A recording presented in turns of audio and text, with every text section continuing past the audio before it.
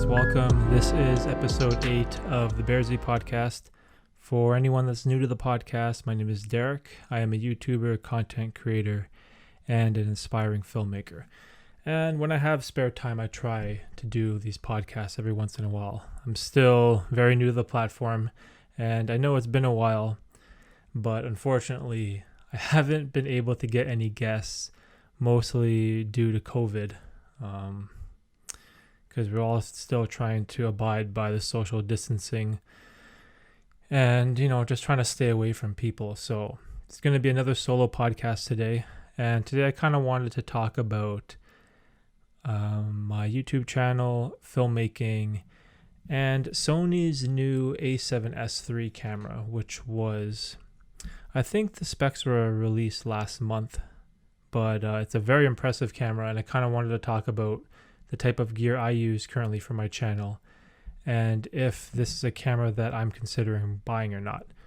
So to put this into perspective, currently I use a Sony A6500 and a Sony A6400 to film all of my videos. Now, the Sony A-series cameras are an APS-C sensor, so this is like a crop sensor. It's not full frame.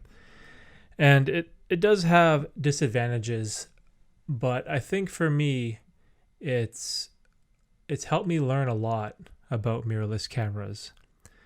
And it's allowed me to buy a whole bunch of different lenses because of the price, which is one thing that's really nice about the Sony APS-C line, is the prices of the lenses and cameras are a lot cheaper than full frame. So currently I use a 16 to 50 millimeter kit lens, a Sigma 16 millimeter f1.4, a Sigma 30 millimeter 1.4, and I have a Sony 10 to 18 millimeter f4, which is like a wide lens. So when I started off with my YouTube channel, I wasn't really into cameras at all. I basically started off using my Samsung Note 9, and I would just record with that. And it was pretty good. It worked out, but for some reason, using a smartphone to film YouTube videos, you kind of feel like a huge amateur. And for some reason, you think that the quality of your videos isn't good enough. And this was like kind of how I felt about shooting my YouTube videos with a smartphone. But that mindset, in my opinion, looking back, is completely wrong. Like, using a smartphone to film videos for YouTube is perfectly fine. Like, the quality is just as good as a lot of these smartphones. They can shoot 4K 60 frames, so you can even get like that slow motion footage if you wanted to. But eventually I did decide it was time to upgrade for my phone, and I always played around with the GoPros. I think I had a GoPro Hero 5 a couple years ago. It was the silver one. It didn't have any of this hyper smooth stabilization, but I kind of just brought it with me to my trip to Asia and just any random things that I would do, like going up north to the cottage, and it was a lot of fun to use. But then I heard that the GoPro Hero 7, the black one, it came with like the built-in hyper smooth stabilization. So it's kind of like having a gimbal built in. And I was like, wow, that's perfect. If I just buy that, I don't need to worry about, like having that super shaky footage, which in my opinion, it always looks kind of ugly, and I don't like watching videos that are like super shaky. I kind of like that really smooth, stabilized look. That's just my opinion. But so that was a part of the reason why I decided to switch from my smartphone and get the GoPro. And I quickly learned how a GoPro underperforms in certain situations. Now, the GoPro was designed for like live action sports, specifically things that are outdoors, things in nature, things that have good lighting, like during the day. And whenever I would use a GoPro, say at night, where there's poor lighting, the footage would look absolutely terrible. It's kind of like it looks super grainy, and just the quality of the footage just falls off a cliff. And that's when I started learning about things like ISO and aperture and shutter speed and all these things that come with real cameras, and how you can kind of manipulate the lighting around you to take these better, like, quality videos. So eventually what I did was I gave up on the GoPro. Well, I shouldn't say I gave up, because I still have it. I still use it for specific shots. But I decided I wanted to buy a mirrorless camera, and I had no idea about what brand or model I should get, because the mirrorless camera world is so overwhelming. Like, you have Canon, there's Sony, there's Fuji, there's Panasonic. Like, there's so many different camera brands with different sensors, and some are crop and some are micro four thirds and some are full frame, and the information is just completely overwhelming for a beginner. So what I did was I tried to take my time, and I think I spent at least 2 to 3 weeks researching as many entry-level cameras as I could, as I didn't want to spend a whole bunch of money and get like a really high-end mirrorless camera if I had no idea how to use it. Because, like, what's the point? It's like buying a super fast car for someone that barely knows how to drive, right? So I ended up looking down the micro four thirds lines for Panasonic. And I did this because the Panasonic micro four thirds camera was super affordable. And I figured that I could buy one of these cheaper, smaller end cameras as like a gateway camera for me to get into filmmaking and making better YouTube videos, because that was the end goal, really. The end goal wasn't to become some kind of crazy filmmaker or shoot commercials or movies. I just wanted to create YouTube videos that had, like, this really nice quality, like better than what my GoPro and what my phone could do. And one of the big things was learning about bokeh, or I don't know how to say it, but the blurry background that the aperture of a camera can produce in the image. And it wasn't until I got into mirrorless cameras that I found out, okay, you got to get a proper camera with a proper lens to get that effect.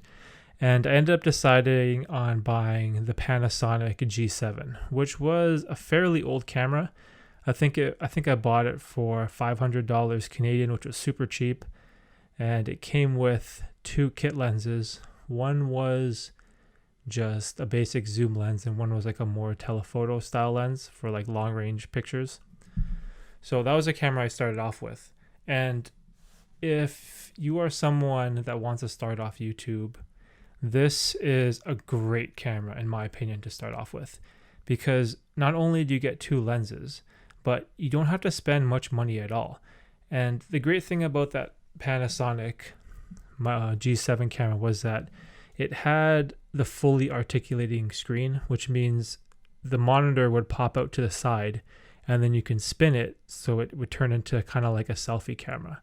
So if you wanted to do, say, vlogs for YouTube where you hold the camera in front of you and you want to be able to see yourself while you're shooting, then the Panasonic can do that. Whereas other cameras I was looking at, like the Sony A6000s, the screen on the back, it kind of just tilted out, and it didn't pop up or pop out to the side, so you couldn't see yourself when you were shooting. And a lot of time in these YouTube videos, you're either vlogging, so you're shooting yourself, or the camera's just like sitting on a tripod on your desk and you're, again, shooting yourself. And it's really important for you to be able to see what the camera's focusing in on, like what's the framing of your picture. Like, these are all things that you kind of want, especially as a beginning YouTuber. Now, of course, there are many problems with the micro four thirds cameras, which I found out very quickly, which were kind of annoying. And the biggest thing for me was how it performed in low light. Now, the good thing is, because the sensor was so small, that meant the lenses were a lot smaller and cheaper. But on the flip side, that also means because the sensor is smaller, it brings in less light. So whenever you're in an indoor situation say late at night, and there's not much lighting around you, it's really hard to get a nice picture, like a nice image out of the camera. So that was the first real problem that I had with the Panasonic. And the second was the autofocus. I always had the camera on autofocus, and whenever I would move around, the focus was always, I think it's called focus hunting, where the camera is just like trying to find your face or trying to find the object to focus on. And it was just like so many times I was out of focus, or it would take the camera forever to find my face and just put me in focus. And I think part of that was me being a noob and I basically had no idea how to use the camera. Like, let's face it, I was pretty much brand new to mirrorless cameras, and I was Googling something like, what are the optimal settings for a Panasonic G7? And then I was just copying whatever settings that people recommended. I didn't even understand what the concept of aperture meant. Like, if I had the camera at f2.8 or at f8, I wouldn't have been able to tell you the difference of how the picture would look. So I've actually come a long way, but there were a lot of growing pains with filmmaking and mirrorless cameras that I want to share, and hopefully it can prevent, I don't know if anyone's even watching this, but hopefully it could prevent someone from maybe making the same mistakes I did. So I ended up outgrowing that Panasonic G7 really quickly. I think it was maybe 2 or 3 months, and already I kind of outgrew the Micro Four Thirds system. And that's not to say that Micro Four Thirds is a bad type of mirrorless camera. Obviously, a couple months in, I had still a lot to learn in terms of the camera, but it wasn't until I saw the Sony A7 III being used in the exact same room as where I was using my camera, and I compared the picture quality to my friend, and I was just completely blown away at how much better the full frame Sony camera was at picking up all of the detail in the image in a low light situation. Whereas the video that came out of the Panasonic, it was so dark, it was so grainy, you could barely even see any detail at all. It was horrible. The only way I was able to get a half decent image, I'd had to bump the ISO way up high, which it introduces a lot of noise into the image, so it doesn't look good at all. While the Sony, you didn't even really need to do that. So that was when I really wanted to upgrade and switch from Panasonic and go to Sony. Now, the one interesting thing here is I could have easily just stayed with the Panasonic Micro Four Thirds system and got a lens with a bigger aperture, where aperture is the f-stop number. So say if the f-stop is something like f12, then that means your image will be more in focus, but it's bringing in less light. Whereas if you bumped up the aperture to say something like f2 or f1.4, you will have a shallower depth of field, so the background behind your subject would be all blurry and your main subject would be in focus, and it would do a lot better in low light. Hopefully I explained that well, or hopefully I explained that correctly, but from my understanding, that's the best way I could describe it for someone that's just starting out. Well, that's what made the most sense to me, was when you increase the aperture, meaning a lower number like f1.4, f2, f2.8, that would mean the camera would be able to take in more light, and you would get that blurry background effect. So I eventually ended up selling the Panasonic G7. I think it was on Kijiji, which is Canada's version of Craigslist, so basically like a Facebook marketplace. So I put up the camera there, sold it, and I used some of that money to buy a Sony A6500 for my friend. Now, once I got the Sony, I could see huge improvements in the image quality. The interesting thing is that the Panasonic was a Micro Four Thirds, which is a crop sensor. And then the Sony A6500 is also a crop sensor, but it's APS-C. It's not a full frame camera. So it's still a grade below the Sony A7 III.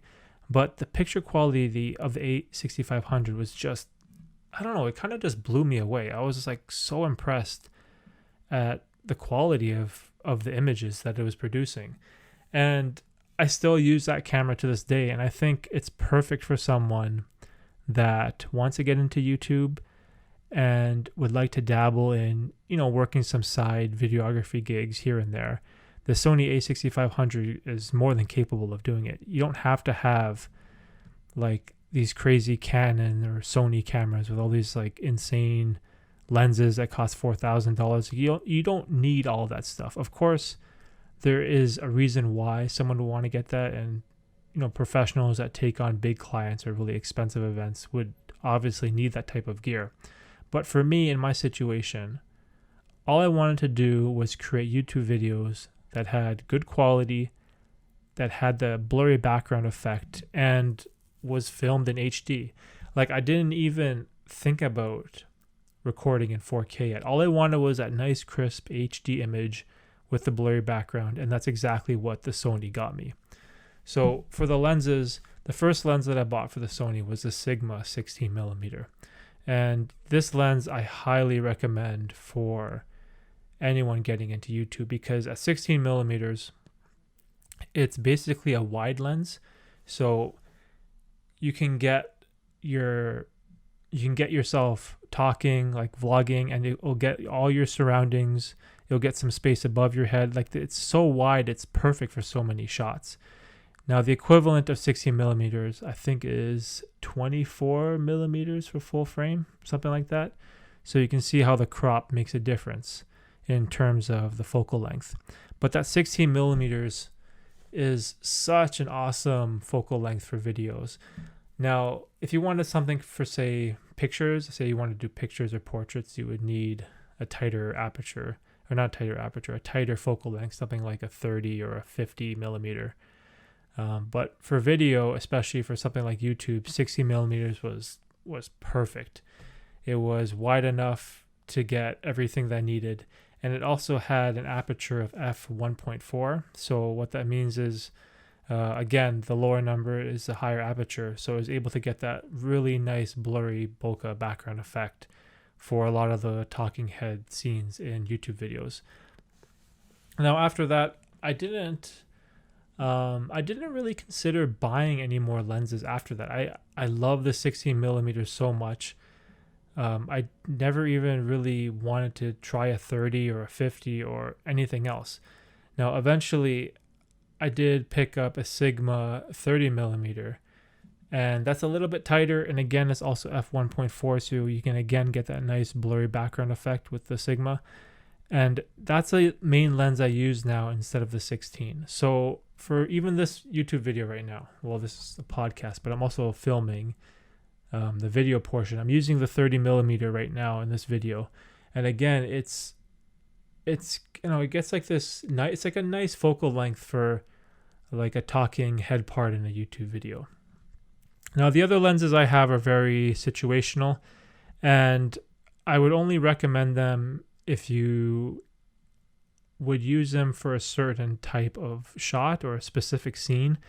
And the first one was the 10 to 18 millimeter, which is basically a super wide lens. But the problem with a lens like that, where it's like 10 millimeter, if you get too close to your subject, the image it produces like that fisheye effect that the GoPro has. So again, those other type of lenses are very situational. I definitely recommend, the 16 millimeter is great if you do just want to start off something in YouTube. Okay, so going back to the main reason of this podcast is, do I have any plans of upgrading from the Sony APS-C line to full frame? Now, I've thought about this a lot, and I know that full frame does even better in low light situations than the APS-C line. And of course, you kind of have that thing in your mind where your brain is tricking you to say like, hey, if you only you had a full frame camera, then your videos would be that much better. And when I stop and think about it, is that really true? Will anyone even notice that my videos are shot on an APS-C camera or a full frame camera? Like, do the majority of people that watch YouTube videos even care about that kind of stuff? And in my opinion, the answer is no. Like the full frame, I shouldn't say the full frame, like the whole videography scene, the whole videography niche, it's very small in comparison to YouTube as a whole. A lot of people on YouTube are just watching videos for either entertainment or education. A lot of the times, they don't really care too much about the quality of the video as long as the sound is decent. And at the end of the day, will that even make that big of a difference on my channel?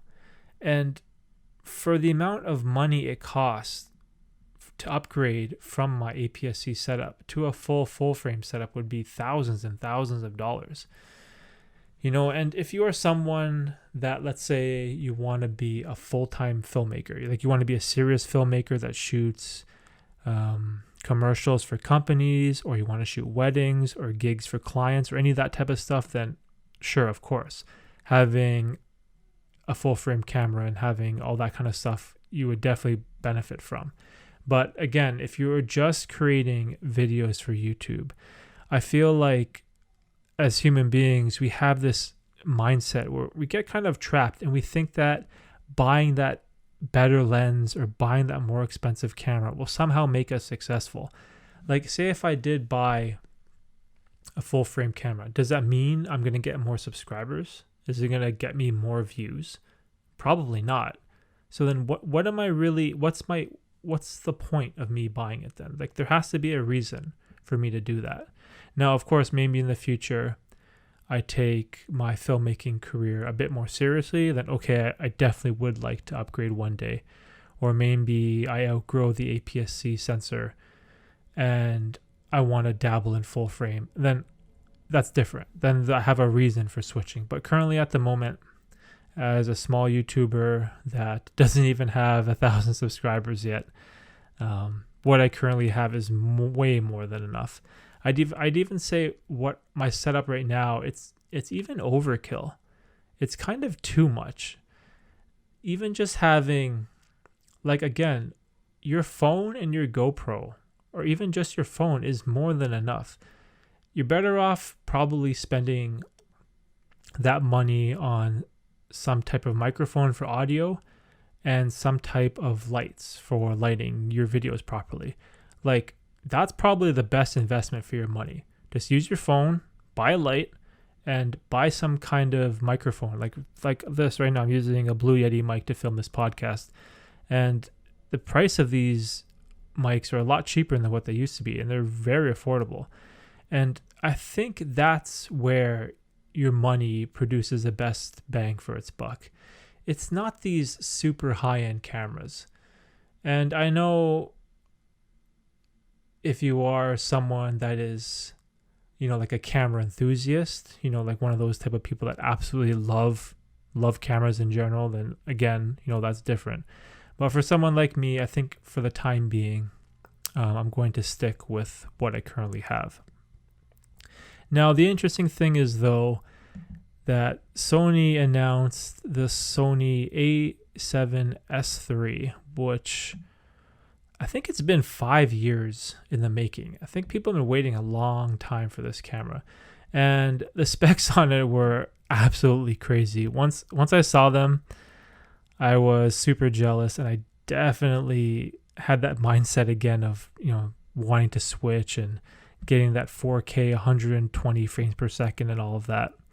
Now, one thing I do want to say is, for all of my YouTube videos, everything is shot in 24 frames per second. Well, 23.976.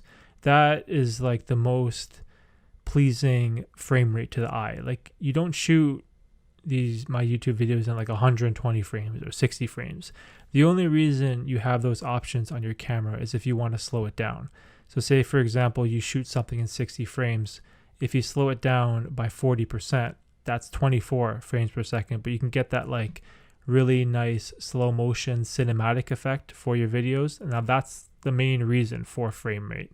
So when you see like the Sony A7S3, for example, and they're like, oh man, it has 4K 60, it has 4K 120 frames per second, it's so crazy.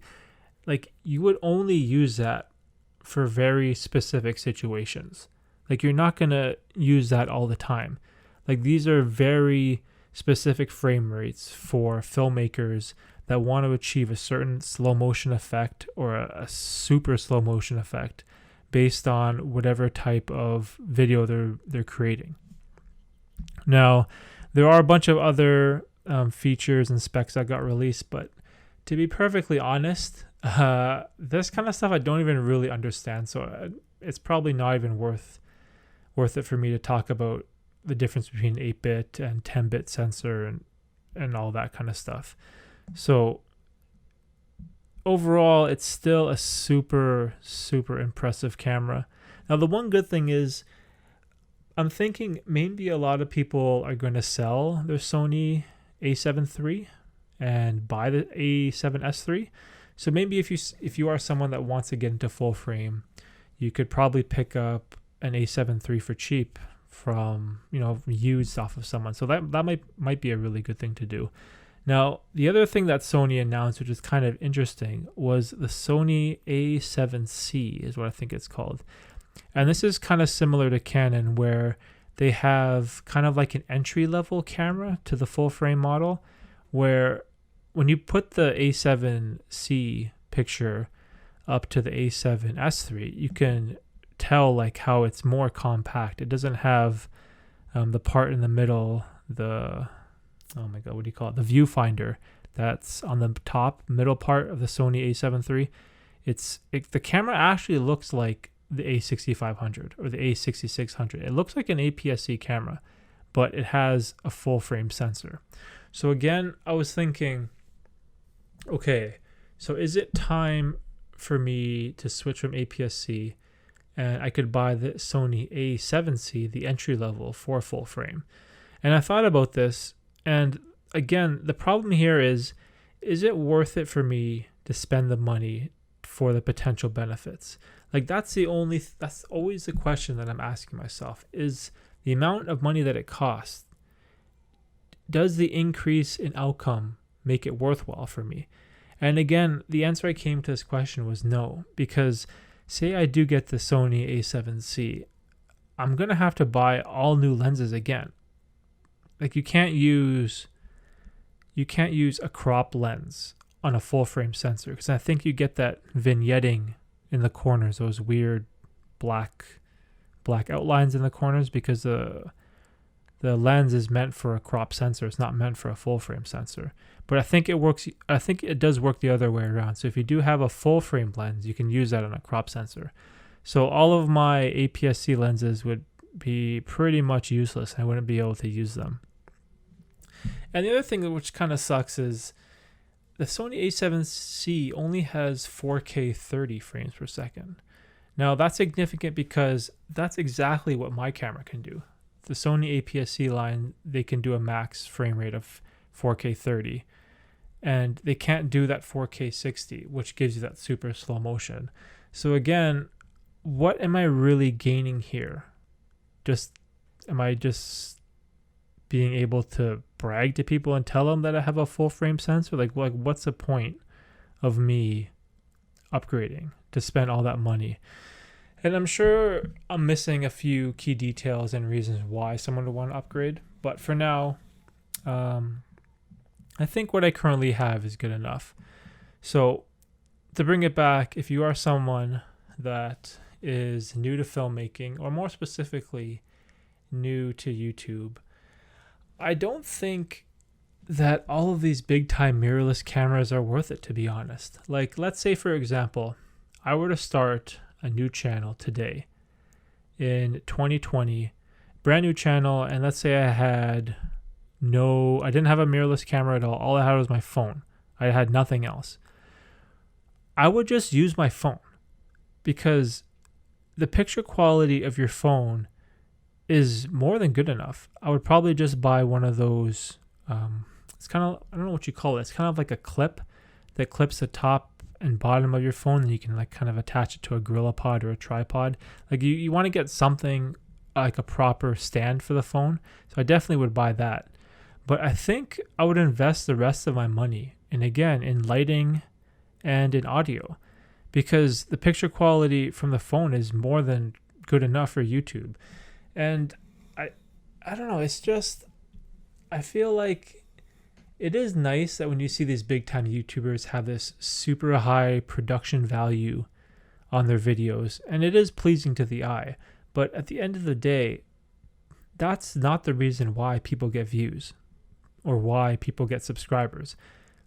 It's all about the story you tell and how interesting your story is, and does it provide any entertainment or is it educational in some way. And I feel like this is good advice to follow if you are someone that is starting off YouTube. Because then again, even when you start off your channel in the beginning, you basically get no one that watches your videos. The first 5, 6, 10 months, you're going to get like 6 views, 10 views.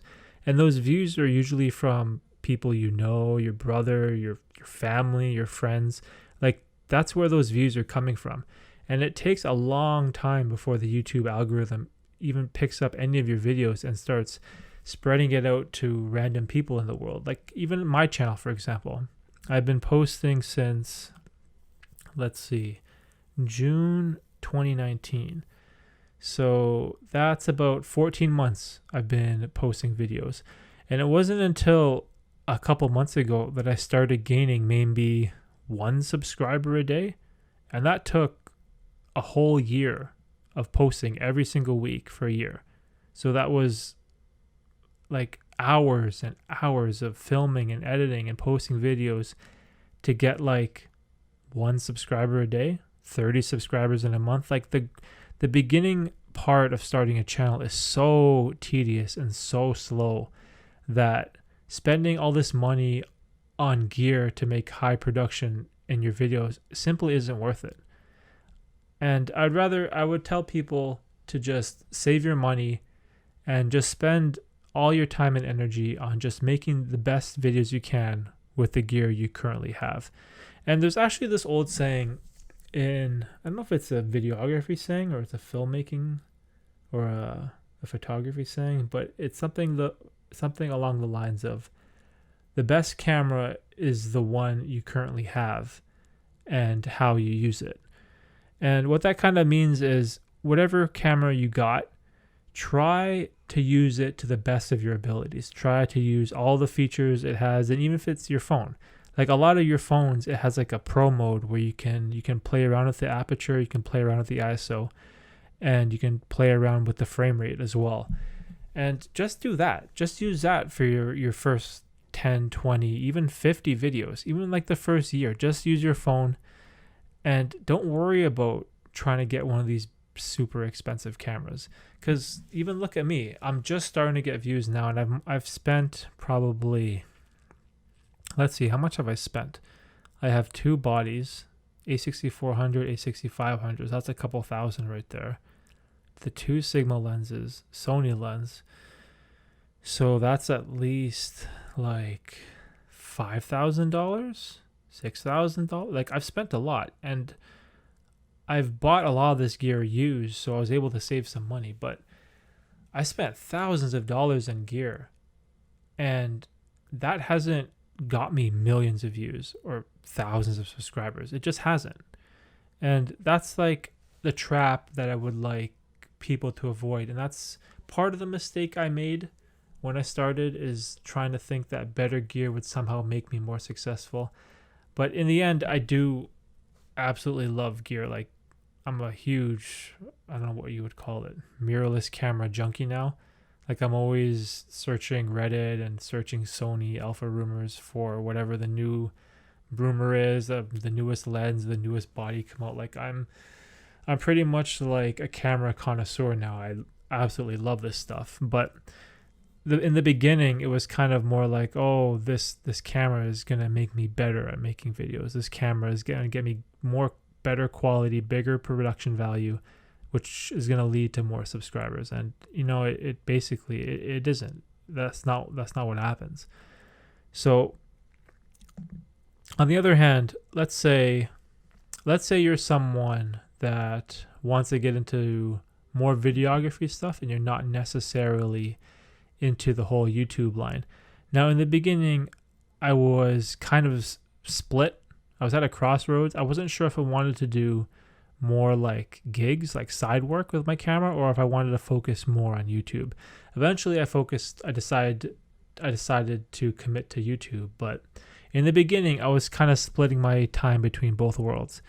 I was doing jobs for my friend at a local aquarium in Toronto, where every month they would have an event like, say, Valentine's Day. They'll have like a Valentine's Day event at the aquarium where a bunch of people would come for dinner and they'd play music and they'd have a DJ and they would want someone to record the event. So stuff like that. So I was kind of into that whole videography scenes of working gigs. And I did work a wedding too on the side as well.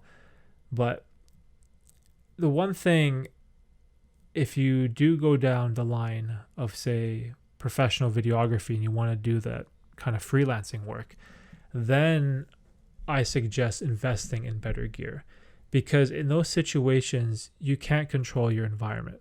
So in a YouTube video, you can just control the lighting. You can just film it in a room. You can close all the doors. There's no distractions. There's nothing. And you can control the whole environment that you're in. But if you're at a restaurant or a club or an aquarium or a gym or a wherever you're shooting for, you can't control all of those things. So you need the required gear to get you the type of shots. So say, for example, during a wedding, there's going to be shots that are outside. It could be super bright with the sun. So you're going to need something like an ND filter where you can control the amount of sunlight that's coming into your sensor. But at the same time, the reception or like the ceremony could be done inside like a church, and which could be notoriously have poor lighting and you can't see anything. So again, then you would need a lens in that situation with a big enough aperture so you can let the maximum amount of light into your sensor, so you don't have to bump up your ISO all the way and make your image all grainy and add all this noise into it. So if you are going down that line of videography, then you definitely need to do your research on what type of gear you want to do.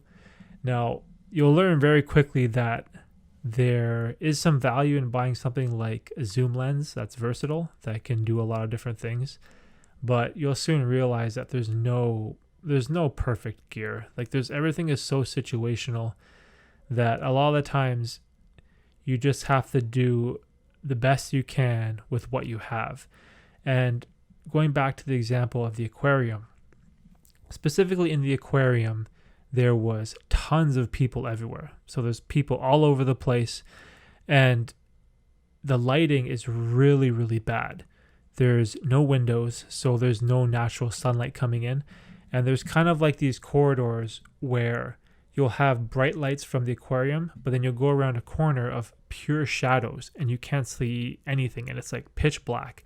And then you go back out and you're in this super well lit stage where there's a DJ and a band playing, and then behind that there's like the food service people, and again they're in like the dark. So you go through these horrible lighting situations when you work these gigs, and you really need to nail down your settings on your camera to get the required image that the company is paying you for. Like, you don't want to be filming this event and everything is like super blown out. Everything is super overexposed, or everything is super underexposed, and it's going to be horrible for the person that's editing the footage, and that's obviously not what you want to do.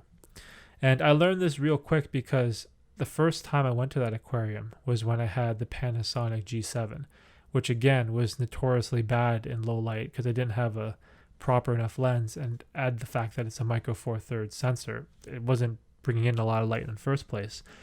And my footage for that event, I think half of it was completely unusable, and the only footage that I was able to use was all the shots where I recorded the fish in the fish tanks, because those were lit by external lights above. So the camera did okay in that situation, but all the other shots where it would be people drinking or eating or talking or dancing, all those shots in the poor lit situations came out like pretty bad. And to be honest, I couldn't use any of those clips at all. So in a situation like that, you definitely want to consider, maybe investing a little bit more money in some gear, and, trying to build yourself up with like a decent setup. Now, eventually I was able to do that, which is the main reason why I bought the Sigma lens, the 16mm f1.4. So when I would do the aquarium, I could bump the aperture to f1.4, get as much light into that sensor as possible, and I could use the footage in the areas of the aquarium that were like super, super dark and had really no lighting at all. And I was able to, use maybe, I'd say about 90% of the footage. Again, not all of your footage is going to be perfect, but a large majority of the clips I was able to get with my Sony A6500. And those same clips, I just, the Panasonic G7, it just didn't cut it. So something like that is what you need to consider with purchasing a camera. Now, for something like a wedding is completely different. Weddings have so many dynamics that I kind of just gave up on them altogether. It was just kind of overwhelming. Even as just like a side shooter, there's just so many like tough situations that come up. And even though my experience doing weddings is very limited, I think there's some value here in sharing what I've experienced and the problems that I've had to deal with when I did do a wedding. And the first thing for sure was dealing with the photographers. Now, this is interesting because if you see someone with a camera at a wedding, and they could be a photographer, or they could be a videographer, you don't know. And also, they don't know each other. And you're kind of just forced to work together. And sometimes there are situations where, maybe you do the photos and the video, or maybe, you've known them before. But in the situation I was in, I met some photographers. I've never met them in the life. I had no idea who they were, didn't know their names.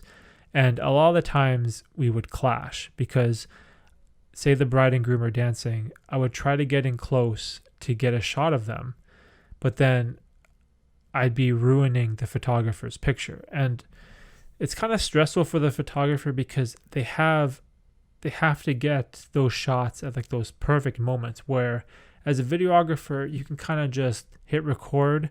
And as long as you're like moving at a decent pace and not just, running, or, your camera is just on the whole time, you can hopefully get a half decent clip. But the photographer, they really got to capture that moment like right away. They got to nail their settings.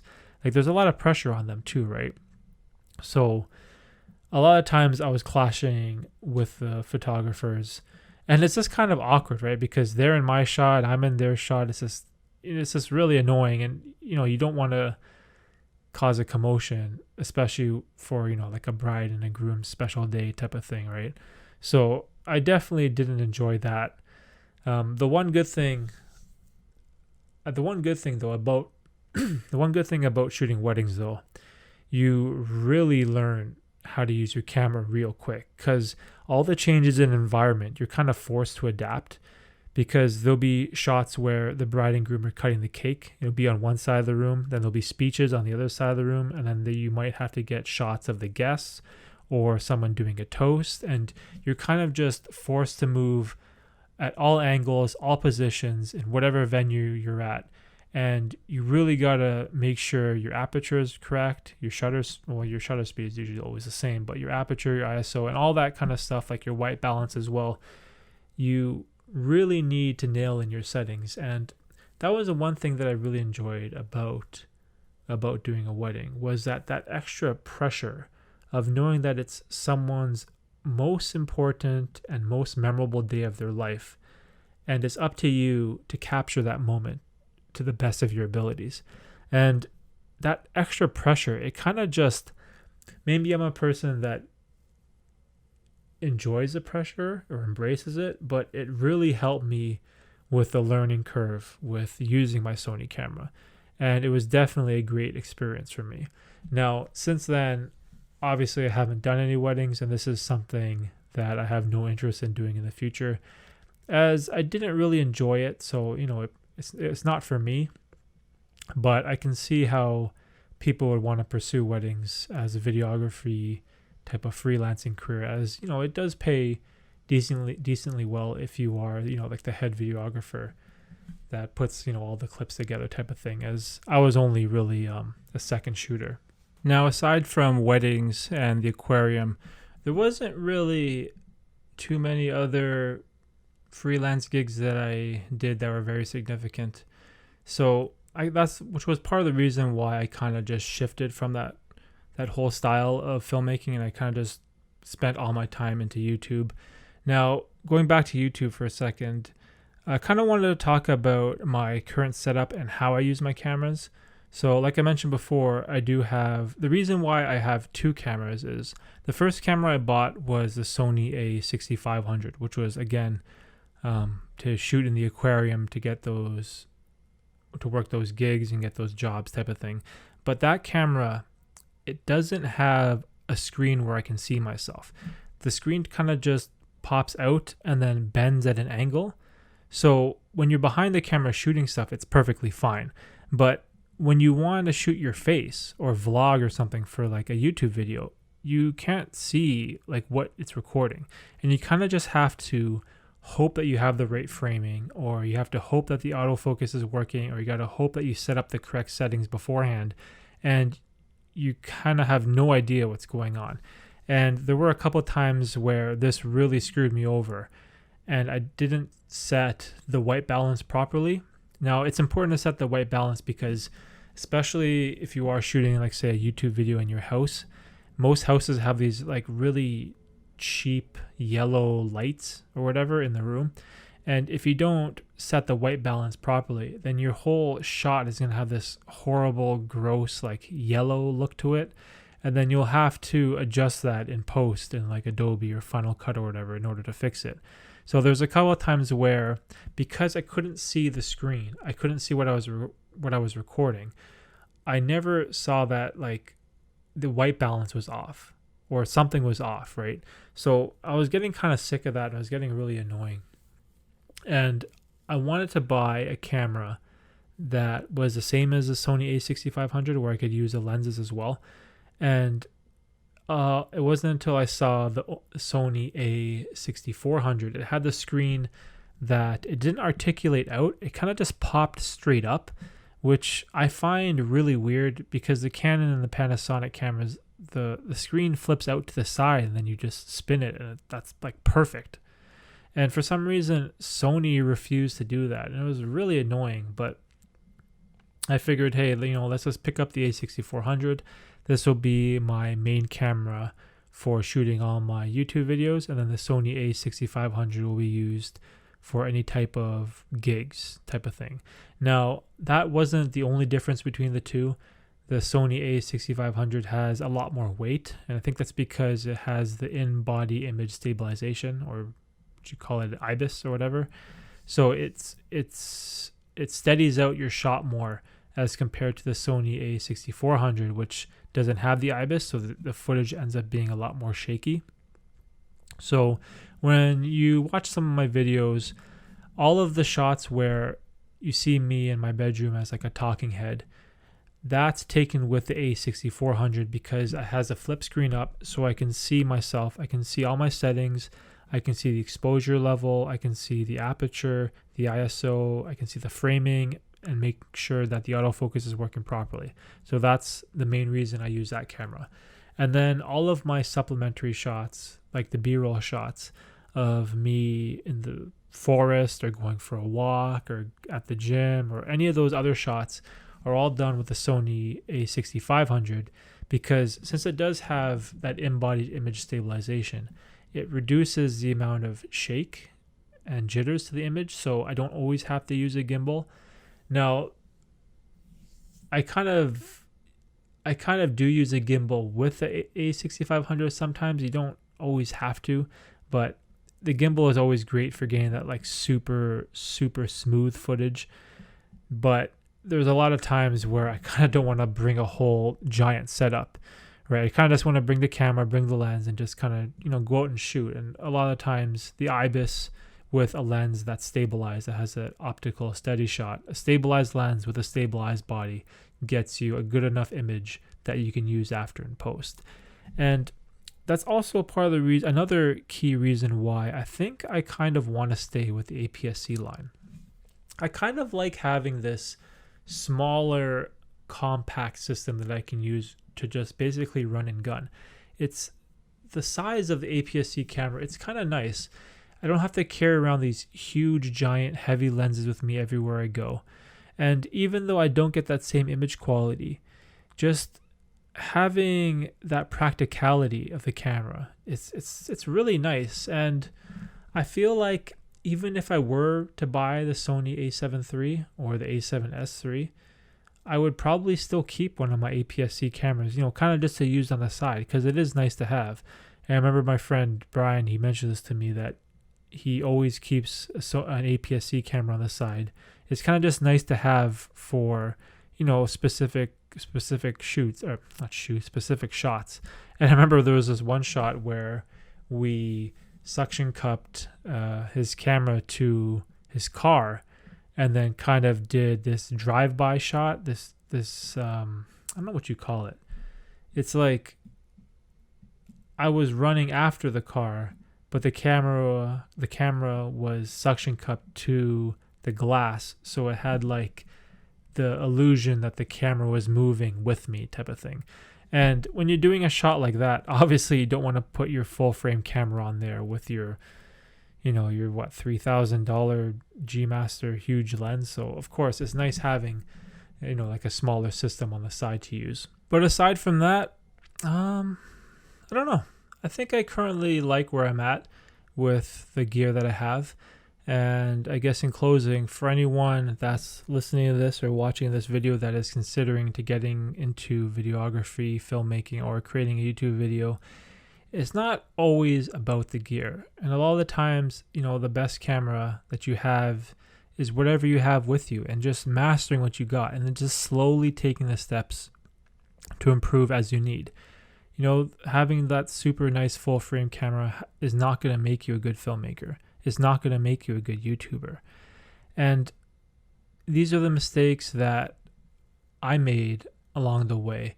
And it's not that I regret them. They were learning experiences for me, but they were definitely beneficial in learning filmmaking and learning how to be better at YouTube and just progressing and getting better every day. So I think that's pretty much it. I think I've rambled enough about this stuff. Again, I still consider myself a super beginner when it comes to all this mirrorless camera stuff, because it's been what?